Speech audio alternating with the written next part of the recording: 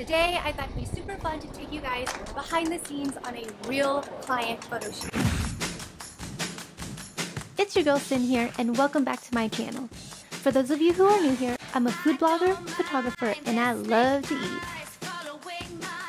I'm going to show you how I set up my lighting, the camera gear I'm using, and of course, food photography tips to get that epic overhead shot.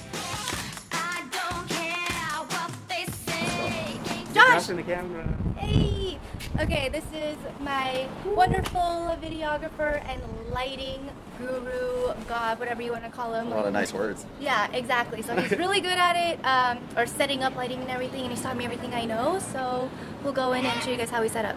Let's do it. Let's do it! Oh, I need my mask. Today we're shooting at Sichuan Impressions, which is one of my favorite Chinese restaurants in LA. It's super important to me to support small businesses during this time, especially small family-run restaurants. Now here's our camera setup. We have one Sony a7 III set on a C-stand attached to an extension arm. This camera doesn't move. We tethered it to my computer using a program called Capture One. This allows me to shoot directly from my computer and make any adjustments quickly. Best thing about shooting tethered is that I can see the image on my computer screen. So when I zoom in, I can see if there's any oil spots that I need to get rid of. Because if we can get the perfect image right now, then it cuts down my editing time in half. The second camera is handheld. This allows me to move around freely to get both horizontal and vertical photos. I practice what I preach. They lie and put around my way, then get lost to see. Not sure what you wanted, but I'm what you need.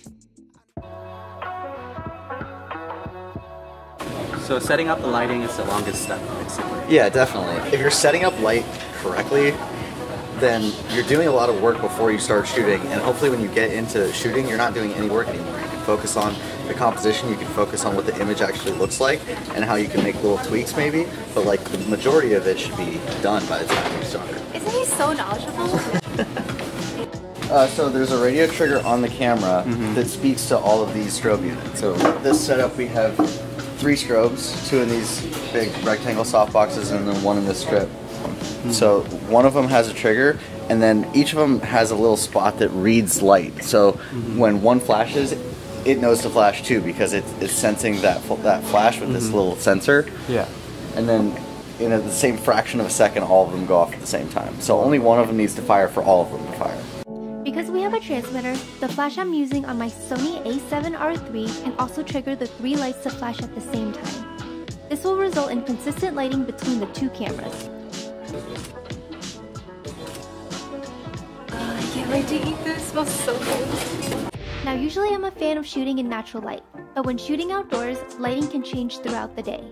So for this one, because it is a menu shoot, we want all the photos to look as consistent as possible. Because usually when we're doing outside, we're taking fun photos for like Instagram, for YouTube, for Facebook, but because it's a menu shoot, we want it to be super consistent all around.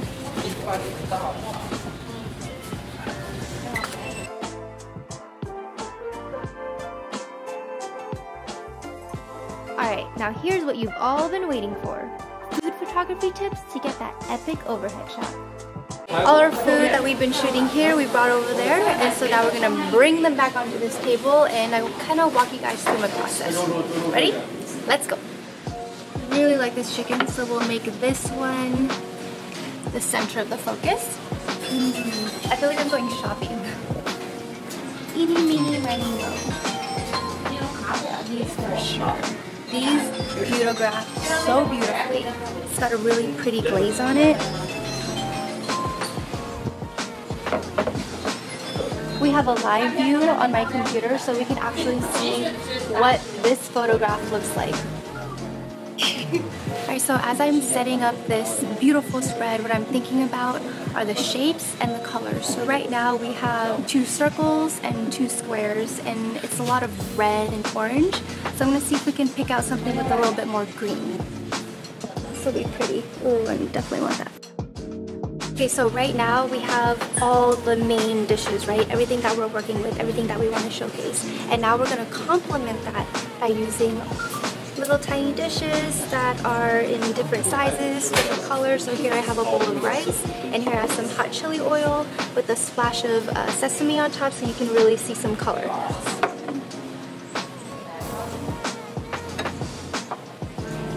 A lot of their menu items features a lot of dried chili pepper, so we're going to incorporate that onto our table spread.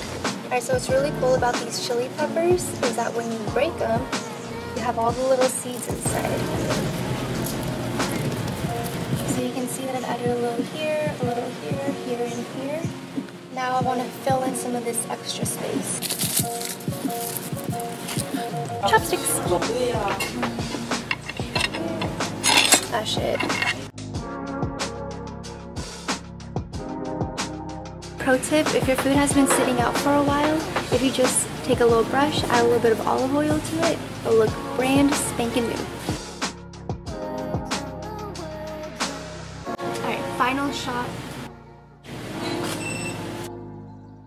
Thank you. Alright. Thank you. Thank you. Hard work. Thanks so much for watching. If you learned something new, drop me a line in the comment section. And if you haven't already, hit that subscribe button, and I'll see you guys next time.